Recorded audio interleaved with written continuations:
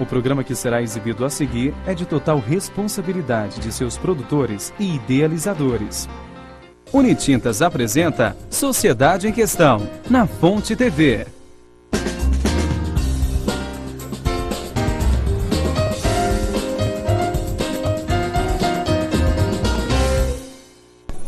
Olá, boa noite. Começa mais um Sociedade em Questão. Seja bem-vindo. Hoje, segunda-feira, 30 de dezembro de 2013.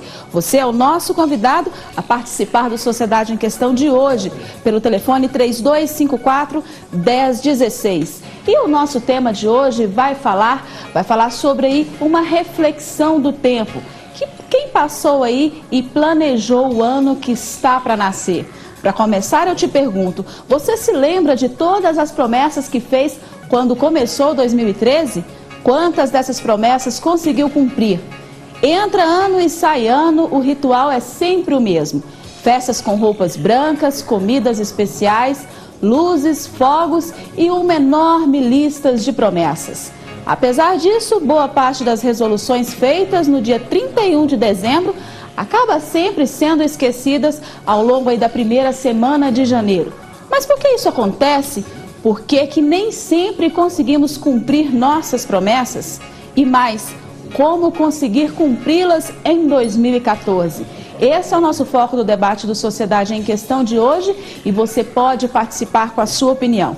O Sociedade em Questão dessa segunda-feira já está no ar.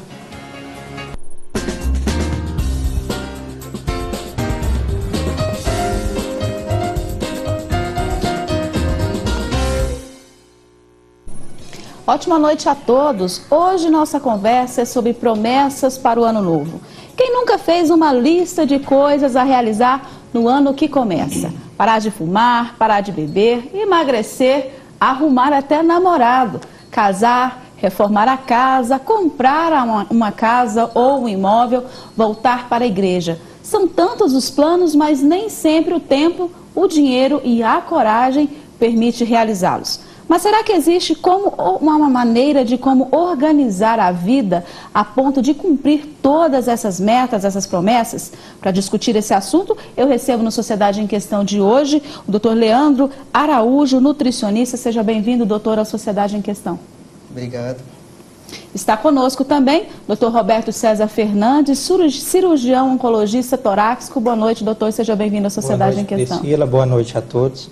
Está conosco também a Paula Cândida da Silva, diretora de Atenção à Saúde Mental de Aparecida de Goiânia. Boa noite, seja bem-vindo à Sociedade em Questão. Boa noite a todos que estão em casa nos acompanhando. Vou começar então perguntando aí para o doutor Roberto César. Doutor, é possível então cumprir pelo menos um pouquinho dessas promessas que a gente faz sempre no início de todo ano? Acho que com determinação tudo é possível, né? Agora, qual promessa que nós temos que cumprir? É sempre uma interrogação. Sem dúvida. E como que a gente pode, então, tentar entender e tentar cumprir essas promessas, Leandro? Porque assim, as promessas são muitas, mas como a gente deve, então, fazer essa lista de promessas?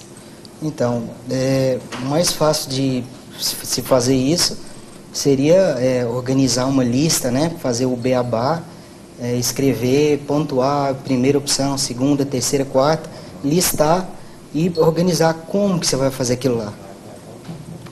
Agora, Paula, a lista muitas vezes é enorme. Agora, como conseguir organizar e cumprir, né? Exatamente, porque nós, na hora de fazermos ali a lista, empolgamos e colocamos muitas coisas que às vezes até foge da nossa realidade. Verdade. O importante é que a gente tenha um foco e que a gente consiga se organizar com as coisas que são possíveis. Não adianta eu traçar metas que são impossíveis, que estão longe das minhas realidades, né? Então, se eu começo com metas menores, a pequeno, a curto prazo, depois eu posso chegar nas minhas metas maiores. Elas podem ser degraus para esse caminho, né? Isso é verdade, né? E agora, quais as principais barreiras que nos impedem, então, aí, doutor, a realizá-las, né? Nós temos aí várias barreiras que nos impedem de concluir e conseguir realizar pelo menos a metade dessas metas, não é verdade? Certo. Eu vim para falar principalmente sobre a importância de parar de fumar. Exatamente. É uma das principais promessas que muitas pessoas, né, que são dependentes aí do tabagismo fazem no início de todo ano. Eu vou parar de fumar em 2013. 2013 acabou, né, já está acabando. Nós temos aí apenas um dia para o ano novo. 2014 eu vou parar de fumar. E aí, doutor? Bom, a primeira coisa é a programação. Essa programação é muito importante. Ter um dia para parar de fumar. E depois disso uma série de coisas vai trazer ou não sucesso para a pessoa conseguir isso, né?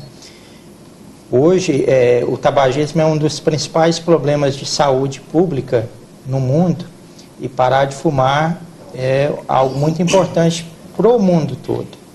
Mas qual a principal dificuldade, doutor, dessas pessoas? É realmente a dependência do cigarro?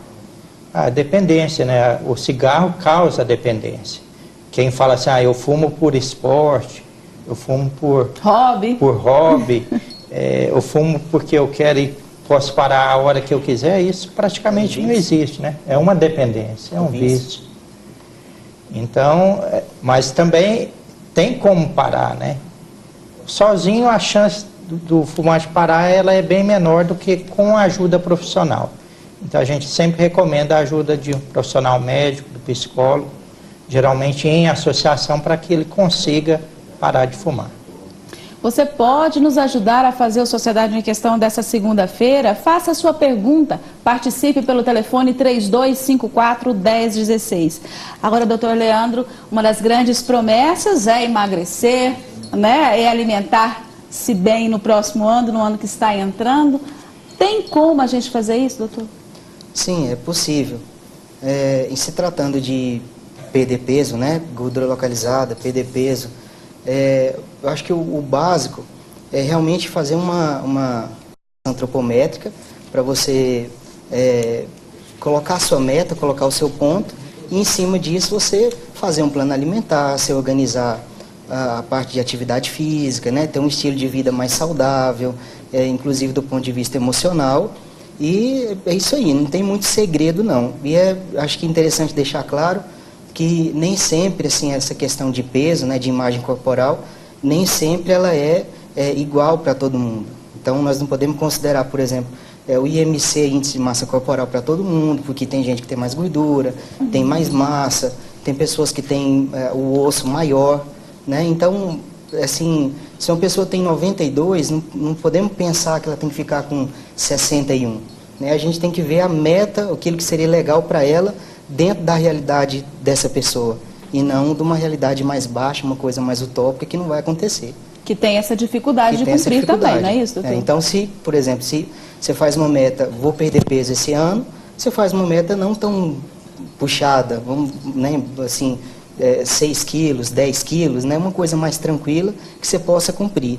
E não aquelas coisas de perder 20, 30 quilos em um mês. Isso aí não é interessante, não.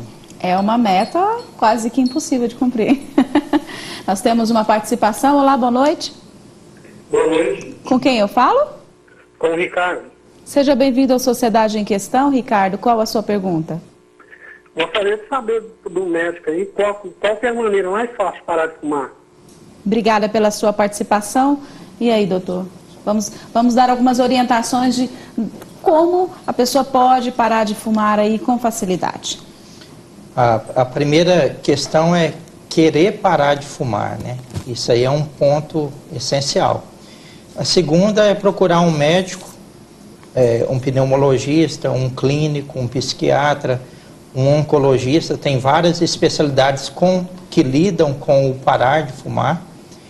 E esse profissional ele vai saber avaliar a dependência da pessoa ao tabagismo, do paciente ao tabagismo, e vai ver qual que é a melhor forma de tratá-lo. Então tem várias medicações e cada caso, de acordo com a dependência, a nicotina, tem uma indicação de tratamento.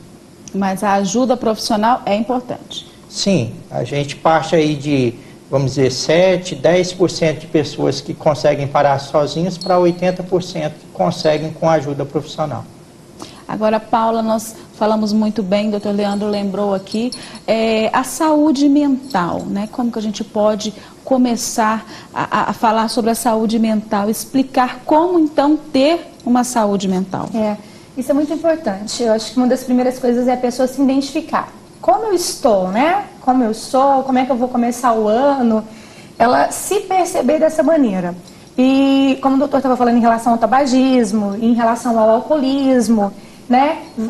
Várias outras dependências e outras compulsões que nós temos hoje também, né? Que não são menos graves ou mais graves. É importante que ele se reconheça dessa maneira e que ele busque ajuda. E que ele vai buscar ajuda nos locais certos. E que a família esteja junto. Porque muitas vezes a família fala, eu fiz de tudo, eu quero que ele se trate, eu fui lá e levei. Só que quando a gente fala nesse tipo de tratamento, principalmente em relação às dependências químicas, das drogas ilícitas, a família ela tem que mais que levar, ela tem que se envolver. E isso é uma dificuldade para a família. Normalmente ela quer que o familiar faça uma pactuação com ela de que ele não vai mais beber ano que vem, mas sem comprometimento dela. Ela entende que levar até o local é o suficiente, mas exige muito mais do que isso. E por que isso acontece? Porque quando eu falo de dependência química, quando eu falo dessas questões que envolvem a saúde mental do indivíduo, transtornos mentais, depressões, transtornos ansiosos, tudo isso está formado numa rede, ele não se desenvolveu ali agora. Tudo tem uma história do indivíduo que vem há muito tempo. E muitas vezes existem ali ligações familiares que desencadeiam esses processos. Só que é muito comum a família falar, não, o paciente é ele. Quem tem que prometer qualquer coisa e fazer qualquer coisa é ele. É muito fácil, não é isso, Paula? Você chegar com o paciente numa unidade, por exemplo, como o CAPS, né, falar, está aqui, né? Vocês vão cuidar e vocês vão reabilitá-lo sem a família participar desse processo. Até porque o CAPS, ele não consegue ver o indivíduo como um ser isolado. Ele vê ele como um sujeito inserido numa sociedade geral, que faz parte, o tratamento ele é diferenciado nessa questão, porque nós não colocamos um usuário em algum lugar por tanto tempo. Ele passa por uma desintoxicação física. Quando ele termina essa desintoxicação física, ele volta para esse processo de conviver em sociedade, porque ali na sociedade é que estão os conflitos que levam ele para a dependência e para a compulsão. Se eu tiro ele totalmente disso, a chance dele ter uma recaída é maior. Se eu acompanho, é menor.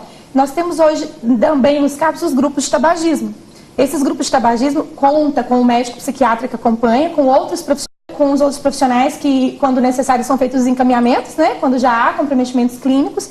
E nesse grupo do tabagismo é feito um projeto terapêutico singular, como para todos os pacientes de dependência. Então, você me perguntar assim, Paula, o que eu tenho que prometer para ano que vem? Como é que vai ser o tratamento meu ou de A ou B?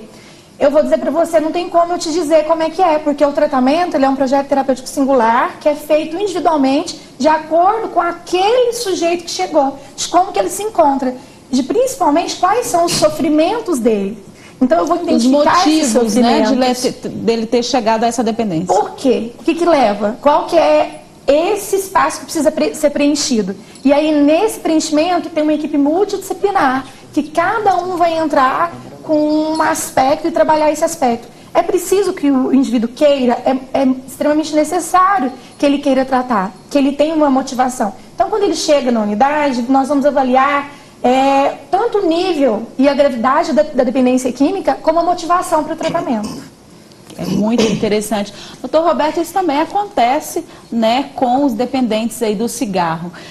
A família tem sim que incentivar, porque não adianta o filho ou o pai querer parar de fumar, sendo que a mãe ou a irmã ou o irmão continua fumando. Quer dizer, toda a família tem que fazer parte desse processo aí de reabilitação. Não só a família, como o ciclo de convivência, né? Os amigos, né? Geralmente, se a pessoa ela fuma, ela quer parar de fumar. Então, regra geral, ela tem que conversar isso bem com sua família, solicitar o apoio nesse sentido, com os amigos, né? Existe o amigo e existe o amigo da onça que vai oferecer o cigarro e falar assim, não, é só uma tragada e é essa primeira tragada que acaba com onde começa tudo. Todo o esforço. Nós temos uma participação. Olá, boa noite. Boa noite. Boa noite. Com quem eu falo? Edmilson. Seja bem-vindo ao Sociedade em Questão, Edmilson. Qual a sua pergunta? Ué, eu queria saber como é que faz para largar do cigarro. Obrigada pela sua participação mais uma vez, doutor Roberto. Não tem aquele segredinho, tem, doutor Roberto? Acho que a força de vontade, como o senhor mencionou antes, é o principal, é o ponto inicial. É porque a população, em geral, ela pensa que existe um medicamento X, que é só tomar esse remédio e pronto.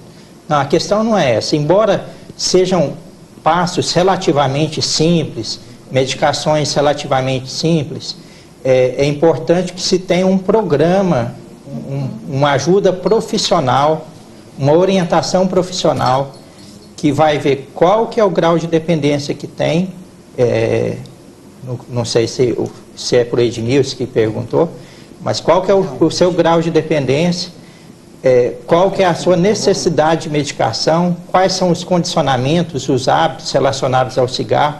Então isso tudo vai ser trabalhado pelo médico, pelo psicólogo ou outro membro de uma equipe de saúde para se atingir o objetivo. Então não existe uma medicação e pronto. Não, ele tem que procurar ajuda profissional.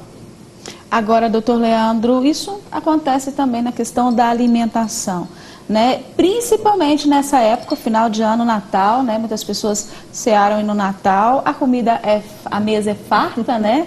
As comidas são bem calóricas nessa época do ano. Nós estamos aqui, né? O ano na noite do próximo dia aí já vamos estar com uma outra ceia, que é a ceia de passagem do ano novo. E como conseguir manter o equilíbrio da alimentação ali nessa hora, doutor?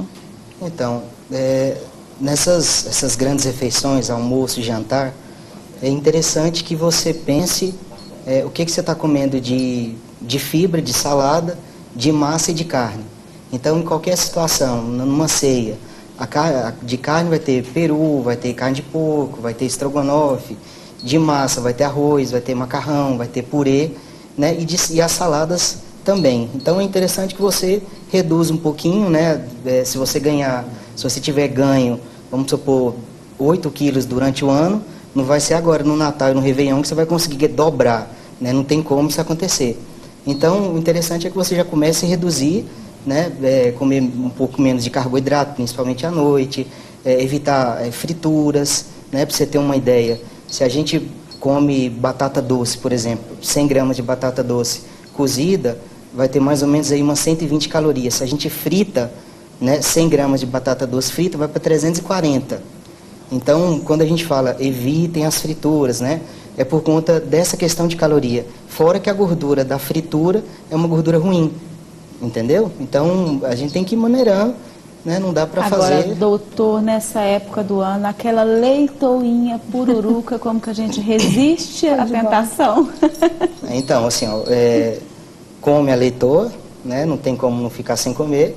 Você come a sua leitoa, preferencialmente a parte mais magra, e eu te aconselho no dia seguinte dar uma puxadinha na atividade física, beber muita água, comer mais frutas tipo melancia, melão, né, e deixa o pau quebrar, né? Não, então podemos pelo menos comer a leitoinha. Vamos a uma outra participação. Olá, boa noite. Boa noite. Com quem eu falo? José Torres. Seja bem-vindo, José Torres, ao Sociedade em Questão. Qual a sua pergunta? A minha pergunta para o doutor aí. A minha pergunta que eu tenho que deixar para ele me responder, a respeito de aposentadoria para quem sofre problema de epilepsia, cresceu com 13 anos. A partir daí a pessoa está completando 50 anos. Qual são as possibilidades dele procurar o direito dele para se aposentar? Porque 50 anos, ele trabalhou 5 anos de carteira assinada, não tem mais chance de trabalho, porque o povo hoje não aceita quem tem esse problema trabalhar nas empresas, que eles proíbem. Isso eu te falo, que afirmo e te mostro as carteiras que eu assinei por onde eu passei. Trabalhei em firma, às vezes até escondido, por não ter participação de chegar diretamente na empresa, falar, entra por aqui para você fichar. Não, era escondido. Porque se a empresa descobrir, ela manda embora, de qualquer forma, é dispensado. A questão da discriminação, obrigada pela sua participação, acontece muito, não é, Paula? Essa discriminação por algum problema, né, que a pessoa tenha de saúde.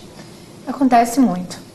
O interessante é que perceber se ele já tem acompanhamento em algum local, se ele já tem um médico que o atende, né, que o trata. Se ele não tiver, veja que município ele é. Se ele for de Goiânia, ele pode procurar a rede de assistência de Goiânia, ele pode procurar tanto um CAPS, que lá tem serviço de assistência social, fazer um primeiro acolhimento, pode ser que ele não seja de lá, e tanto nas unidades básicas de saúde ou num CREAS, existem assistentes sociais que vão poder orientar ele melhor nessa parte jurídica desses processos de aposentadoria. Então, o senhor pode procurar então o CAPS aí da sua cidade e buscar todas as informações que o senhor precisar. Agora, doutor Roberto, falamos muito na questão de como combater o tabagismo. Agora, como explicar o tabagismo? O tabagismo, ele se dá porque existe no tabaco a nicotina, né? Então, se no cigarro, no tabaco, não houvesse nicotina, não existiria dependência ao tabaco. Experimentaria, isso aqui não é bom, só faz eu tossir e tudo. Mas a questão é que, assim como qualquer outra droga que acaba levando à dependência, aquilo dá um grau de satisfação. Então, tem vários mecanismos que levam a uma satisfação por neurotransmissores a nível encefálico, né? E com isso, o indivíduo fica dependente. Então, isso não é só a explicação para a dependência ao tabagismo, mas para vários outros tipos de dependência química.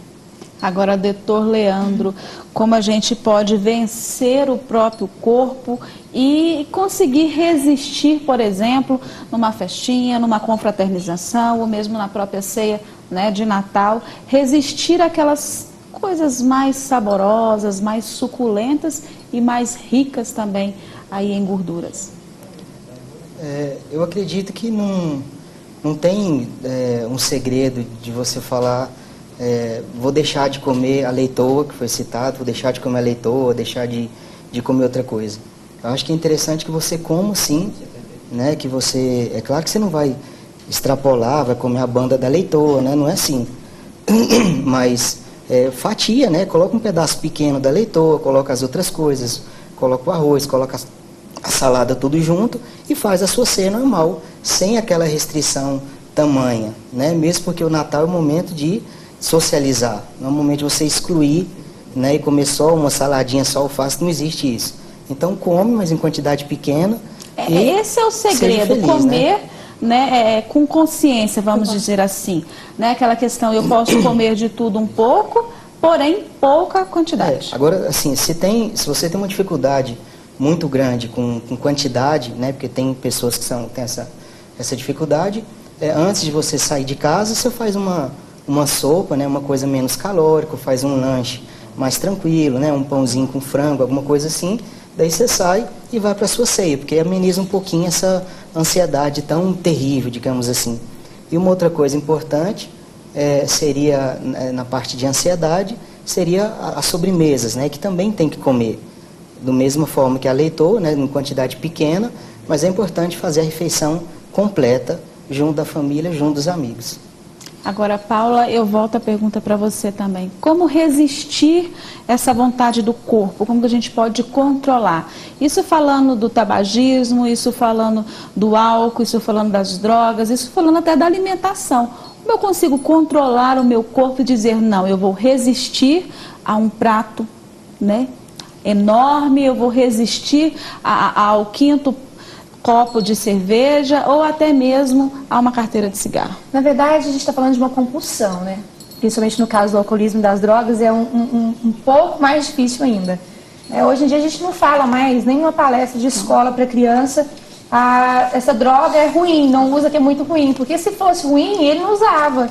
Então, para ele dá uma sensação boa, mas uma sensação momentânea. Então, a gente trabalha nesse sentido, que vai ser muito bom, mas o que vem depois disso? E a gente tenta sensibilizar para que existem outras coisas tão boas quanto. Agora é importante a gente definir, principalmente no alcoolismo, o grau de dependência, porque eu tenho um abusador de álcool. Só que os principais acidentes, principalmente acidentes de trânsito, os principais conflitos em famílias, nessa época do ano, as unidades de atendimento a esses usuários, elas ficam cheias. Por quê? Quando as famílias se reúnem, comem a leitoa e lavam roupa suja. Então, ali muita coisa acontece. Então, esse abusador, que muitas vezes não é o dependente, porque o dependente grave, ele já está mais no cantinho dele, ele está mais preocupado com aquilo que ele está consumindo do que está acontecendo em volta. Então, esse abusador é o que traz os maiores conflitos, principalmente nessa época do ano, os acidentes de carro. Então, é importante também o familiar identificar isso. É muito comum uma mãe chegar para a gente no centro de atenção psicossocial, falar, nossa, meu filho foi para uma festa hoje e chegou em casa e ele é um dependente químico porque tem 3 semanas que ele vai para a festa e chega bêbado. Eu ligo se a pessoa beber, né? Então não é isso.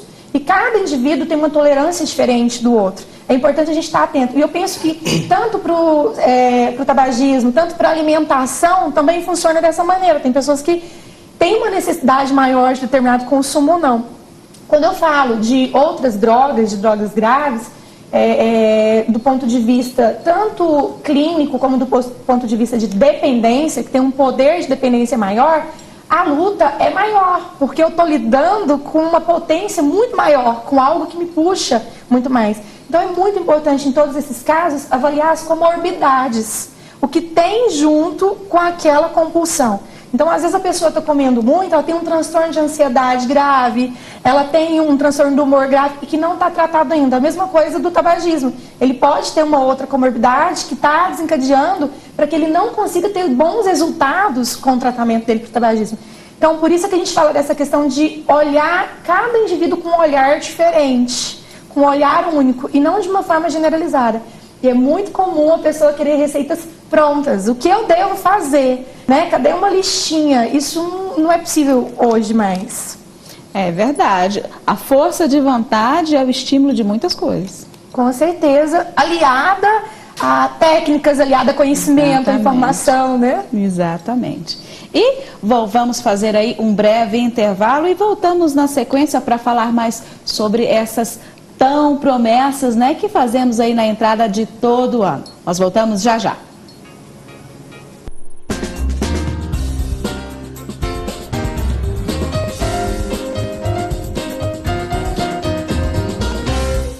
Por quem as listou. Isso porque muitas pessoas visam objetivos que se distanciam muito da realidade, né, daquelas realidade que alguém pode alcançar aí com muito esforço e dedicação. Não adianta planejar uma viagem à Europa, por exemplo, se os custos do passeio não cabem aí no nosso orçamento. Além disso, é preciso perseverança. Sugestões de perguntas. Uma das perguntas aí que a gente pode sugerir, quem quer parar de fumar, foi aí o que nós abordamos aqui no primeiro bloco do Sociedade em Questão. E a gente estava discutindo, né, doutor, que o tabagismo era, há um tempo atrás, aí há alguns anos atrás, bem aceito na sociedade, o que hoje já não é mais. Como disse a doutora, era chique fumar, né? Hoje é breve. Então, era bem mais aceito socialmente comparado com outras dependências, com outras drogas. Mas hoje essa aceitação já é relativamente baixa, né?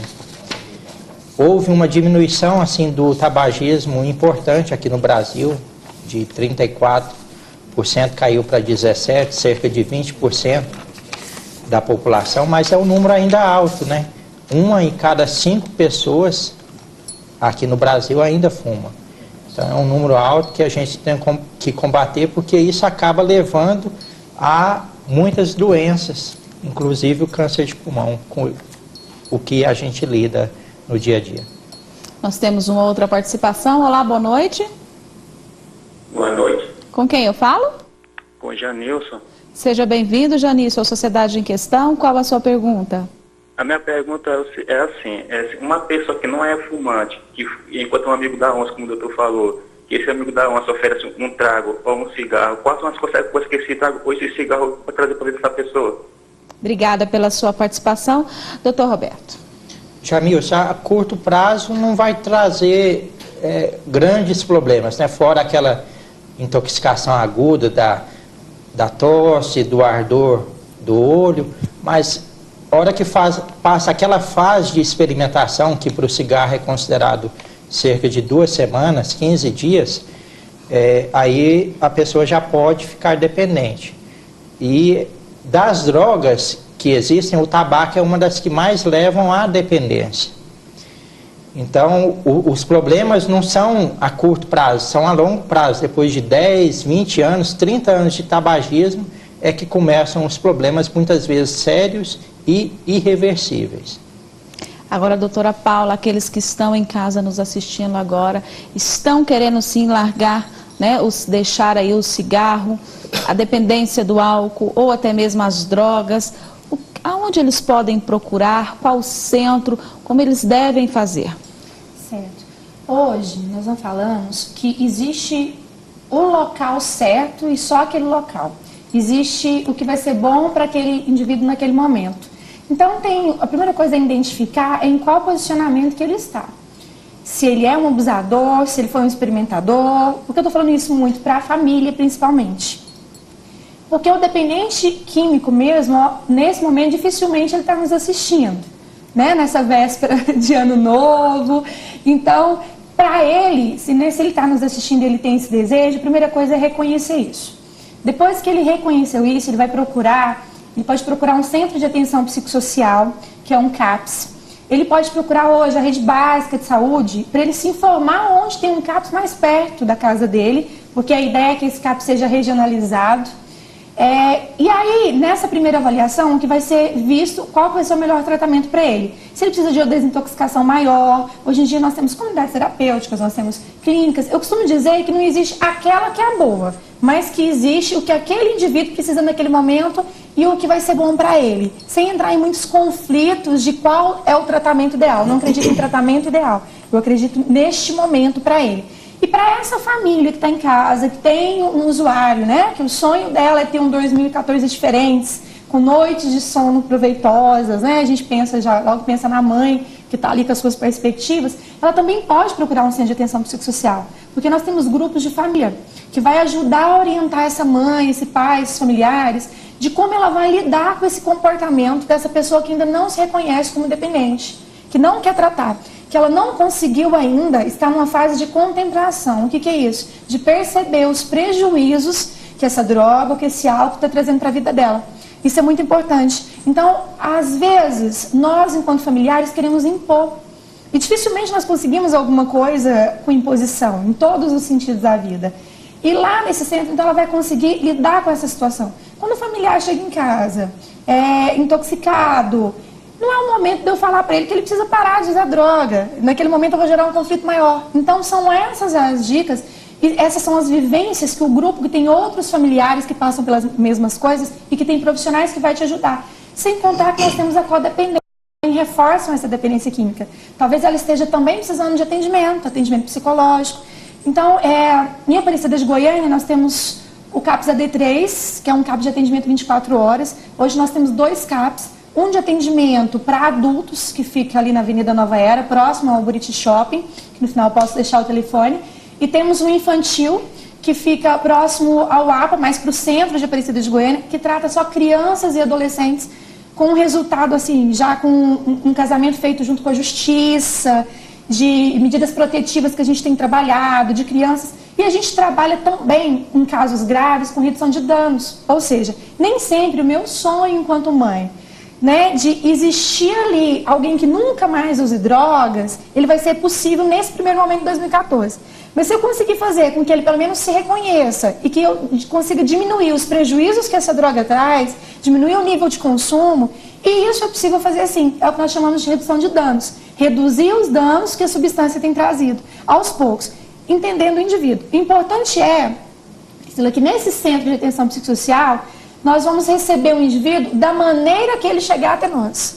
De qualquer jeito, acompanhado da família ou sozinho, o importante, melhor ainda, se ele estiver acompanhado da família, porque o apoio vai ser maior. Mas de qualquer forma, de qualquer jeito, essas pessoas podem sim procurar o CAPS. E eles precisam ser acolhidos. Então, às vezes tem pessoa que fala assim, olha, determinada instituição não recebe esse paciente porque ele está alcoolizado. A gente não vai receber, a gente recebe sim. Leva ele, faz a desintoxicação na unidade, porque ali é um lugar para alcoolista, para dependente químico. Se eu não receber um alcoolista alcoolizado, não vai ter muita justificativa, porque normalmente foi a hora que ele resolveu, a hora que ele teve disposição. Eu preciso aproveitar esses momentos. Esse momento do querer é importante. E é muito importante que a equipe tenha essa disponibilidade. Então eu digo, trabalhar com dependência química, trabalhar com transtornos mentais, não é fácil, porque a equipe tem que ter uma visão de aceitação e não um julgamento moral. Tá? É verdade. Agora, doutor Leandro, nós temos também, assim como os vícios, temos também transtornos alimentares que precisam ser tratados, que precisam receber aí a atenção necessária. Sim, nós temos os transtornos relacionados com a alimentação, principalmente a bulimia e alguns transtornos de ansiedade, os transtornos bipolares. Hoje nós podemos tratar não só através de medicação, mas com suplementos e com alimentos também. Então, existem florais de Bach, existe uma série de aveia, existe uma série de alimentos específicos que você pode organizar, não só as compulsões de alimentos, como também para o tabagista, né? Nós temos ômega 3, óleo de cártamo, uma série de coisas que a gente também pode agregar nesse tratamento dessa pessoa tabagista. Você tem alguma dúvida? Você pode participar pelo telefone 3254-1016. Agora, doutor Roberto, o papel da família, como a gente já falou aqui, é importante. Agora, como que fica a questão da família com aquele participante ali do seio familiar que é dependente, aí no caso, do cigarro? Ele pode sim desenvolver algum problema futuro? Como que fica a questão da saúde das outras pessoas e dos outros participantes da família? Quem está em contato com a fumaça do cigarro, né, a chamada corrente secundária, que é aquela que não passa pelo filtro. O que passa pelo filtro a gente chama de corrente primária, e aquela que sai pela ponta do cigarro, a corrente secundária. Essa corrente secundária, ela tem mais carcinógenos, uma concentração bem maior de carcinógenos e de substâncias que causam câncer. Então, o tabagismo passivo, aquela pessoa que convive, principalmente que tem uma convivência mais íntima, mais prolongada, mais duradoura com o tabagista, ele também pode ter riscos à sua saúde. Isso aumenta em cerca de 70% o desenvolvimento de câncer de pulmão, do tabagismo passivo, comparado com aquelas pessoas que não são tabagistas passivos. Agora, essa doença vem crescendo muito também, né, doutor Roberto? A questão do câncer de pulmão, se não me falha, acho que é o terceiro aqui no Brasil, quer dizer, isso vem crescendo a cada dia e muitas vezes as pessoas não entendem a necessidade de tentar se livrar aí do tabagismo o mais cedo possível. É interessante essa questão da evolução do câncer de pulmão. No início do século passado, 1900 e poucos, nas primeiras décadas do século passado, o câncer de pulmão era uma doença rara, ocasional, que era tratada como um relato de caso, mas depois das duas grandes guerras, principalmente depois da Segunda Grande Guerra Mundial, houve um crescimento muito grande do consumo de cigarros e cerca de 20, 30 anos depois desse crescimento de câncer de pulmão. E hoje é o câncer que mais mata tanto homens quanto mulheres em todo o mundo. Então, daí a atenção maior, o alerta aí à população, principalmente essas pessoas que são dependentes aí do cigarro. Sem dúvida. E o problema não é só o câncer de pulmão, né? São vários outros cânceres relacionados ao tabaco, a doença pulmonar obstrutiva crônica, o enfisema, bronquite crônica, o infarto do coração, o derrame, né, o acidente vascular encefálico, as doenças da circulação. Então, o indivíduo todo ele fica doente, do fio de cabelo até a unha do dedão do pé, por conta do cigarro. Nós temos então que ter esse alerta aí e enxergar a dificuldade e a necessidade, né, de nos livrarmos aí dessa dependência. Agora, doutora Paula, a senhora bem ressaltou aqui, qualquer pessoa pode chegar no CAPS. Isso significa que o CAPS hoje ele tem toda uma estrutura, toda uma equipe para receber aí esse dependente. Nós estamos caminhando, Priscila. Eu acredito que os centros de atenção psicossocial eles precisam crescer muito no Brasil todo.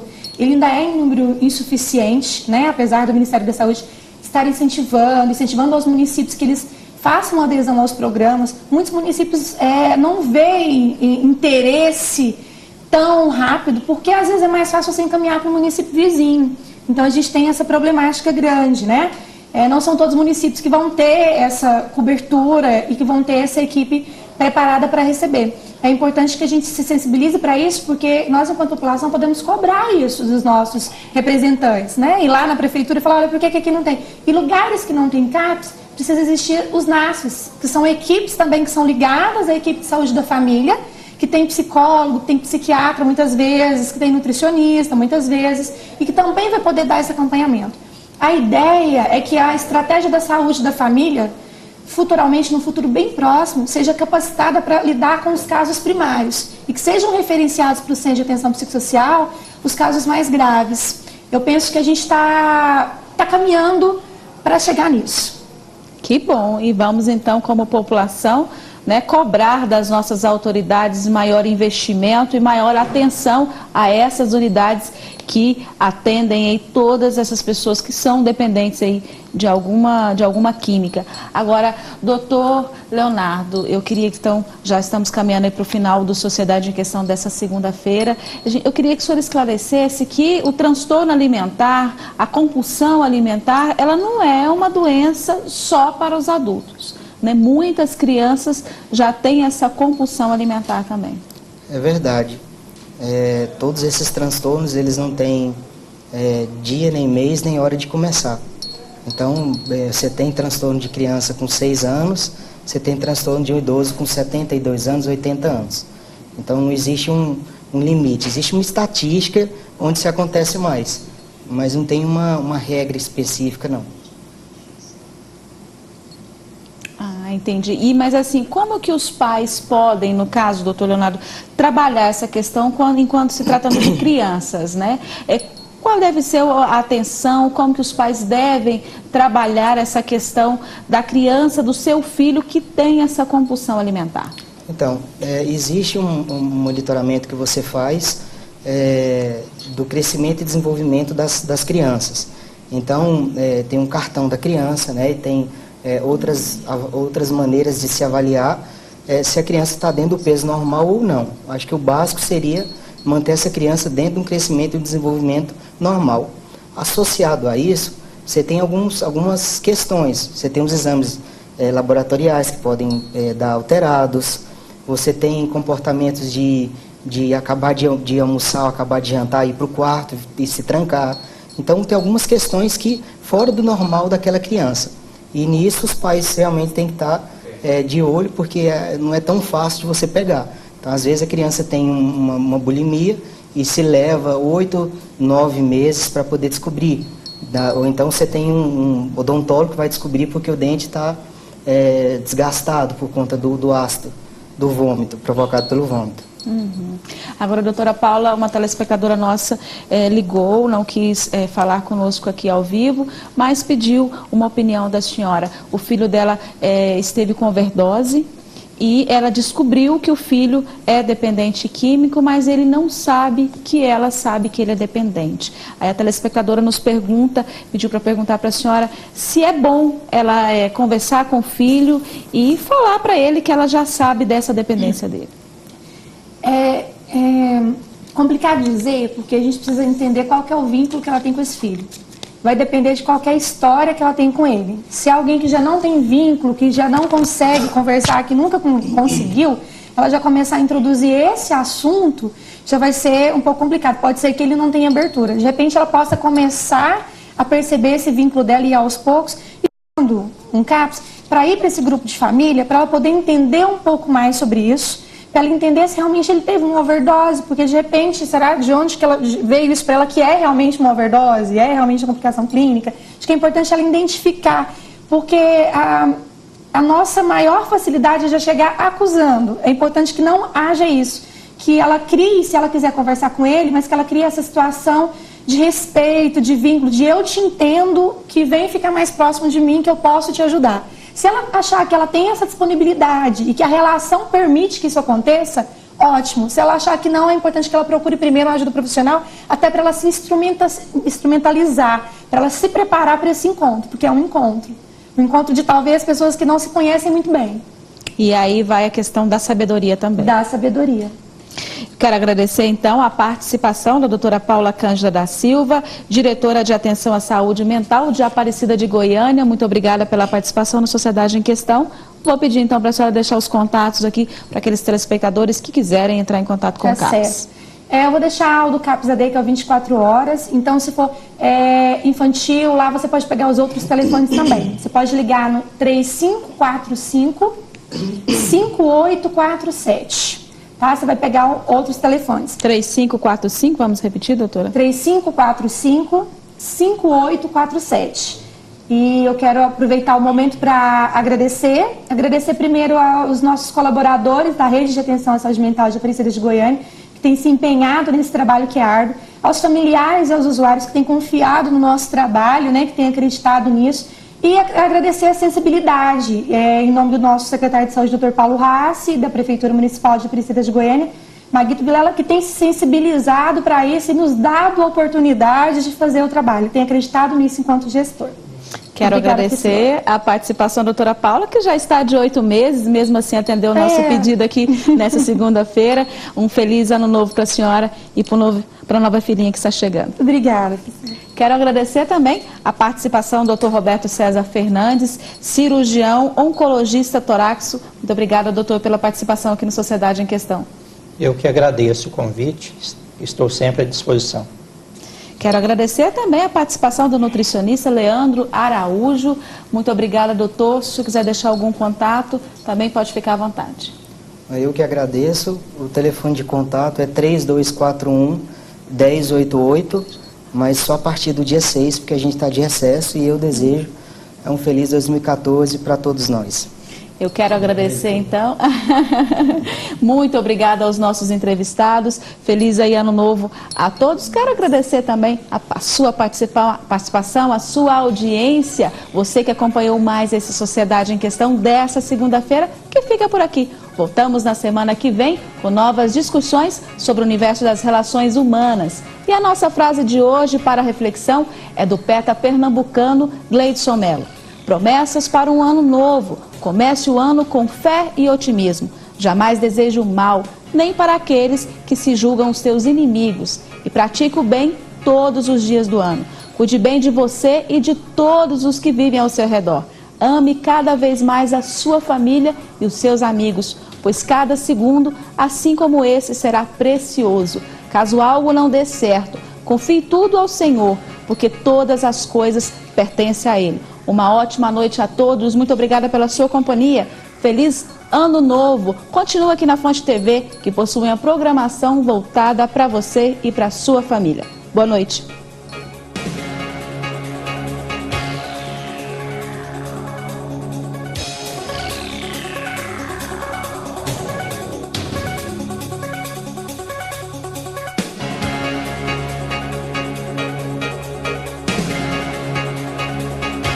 Unitintas apresenta Sociedade em Questão, na Fonte TV.